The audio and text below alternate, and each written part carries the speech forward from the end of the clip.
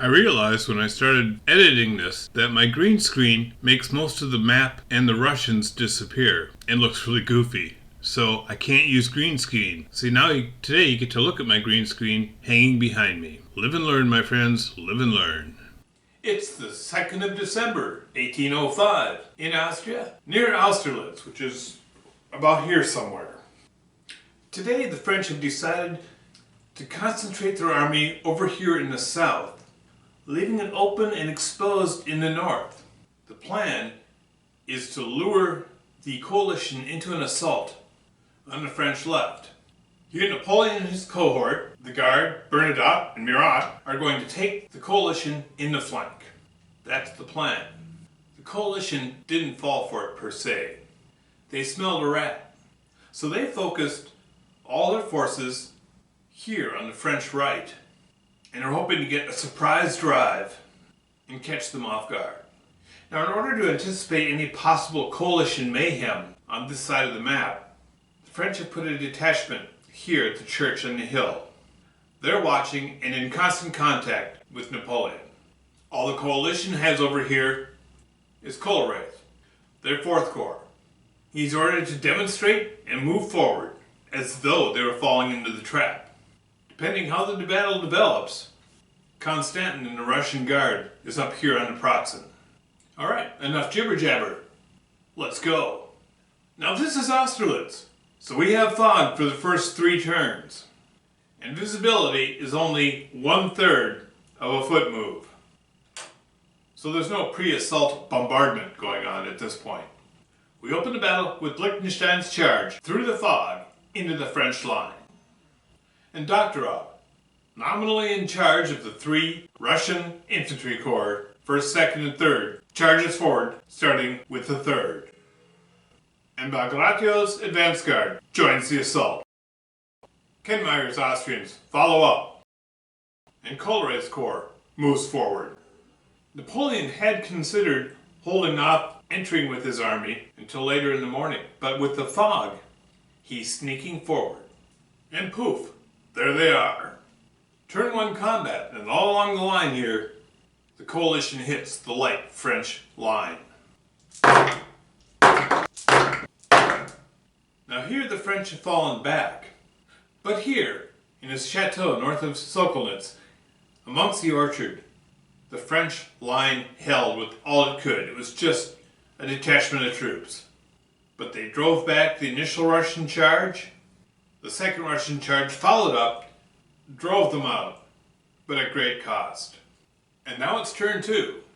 This turn, Davout arrives. Davout races on and shores up the French left flank. And the coalition left advances. And on the French left, Napoleon deploys.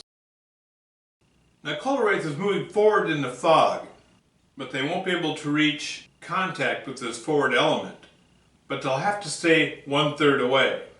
So I've put the movement stick here to mark how far forward they can advance this turn. And now Lannes responds, and he reinforces the troops in front of the advancing Russians. And now we have mid-morning combat. Bagratio's attack on the extreme French left. With amazing luck, the French detachment survives and gives another bloody nose to the coalition. Though in the center, the Austrian cuirassiers do short work of the exposed detachment.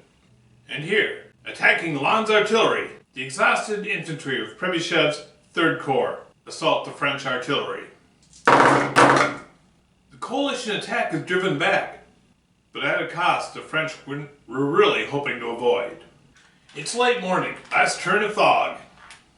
Late morning sees Bernadotte's 1st Corps deploy. Pub battles is really good at showing how long it takes troops in march column on a road to deploy into formation. Lannes rebuilds his line. Davout's Russian group rallies and presses on. Spotting French cavalry, Liechtenstein's cavalry corps charges. But Davout is able to organize his corps and foil Liechtenstein's opening. And Bagratio marches into empty space. And late morning sees the Russians continue their drive on Lannes in the center. And although their artillery is destroyed, Lanné's men hold in the center. Turn 4. On the French left, Napoleon continues deploying. And Doktorov's own corps assaults Lanné. And Lanné falls back. Kenmeier's Austrians surge forward. Bagration moves to clean up the French right. Davout falls back with Lanné, maintaining the integrity of the French line. And Liechtenstein's cavalry charges to clean up the detachment. Now remember, it's December. All these lakes are frozen. And Bessier and Napoleon bring up the guard. The only combat midday is the coalition hussars taking out and harassing the detachment on the French right.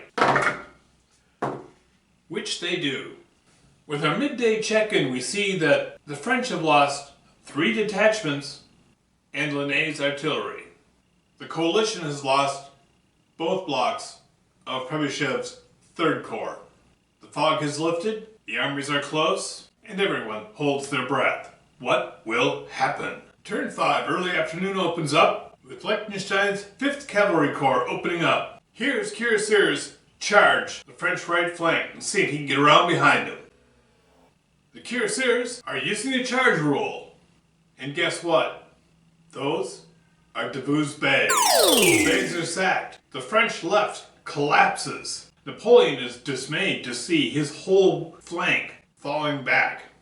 There's nothing he can do but keep his army together and fall back himself. Today, Austerlitz was over very quickly, turn 5, early afternoon, with a very different result. Poor Davout. How many times has he heard me say, always guard your bags?